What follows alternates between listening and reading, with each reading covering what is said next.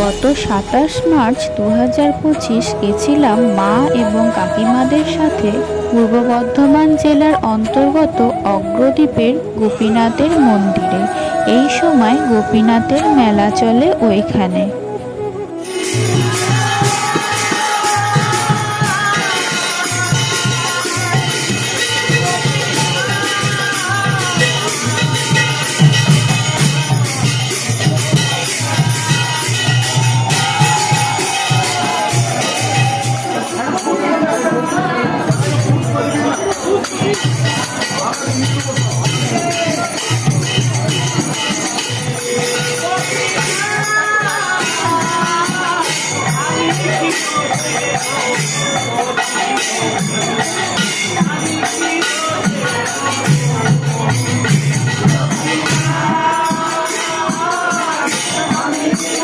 এখানে ভোগ প্রসাদও খাওয়ানো হচ্ছিল।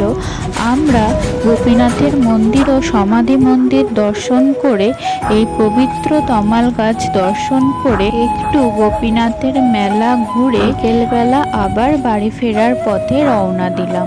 আসার সময় যেমন ভেসেলে করে নদী পার হয়ে টোটো ধরে এসেছিলাম, সেইভাবেই বাড়ি ফিরলাম। গোধূলি বেলার দৃশ্য যেন পরিবেশটাকে আরো মনোরম করে দিয়েছিল। তো আজকে এইটুকুই, দেখা হচ্ছে আবার নেক্সট কোনো ভিডিওতে। টাটা।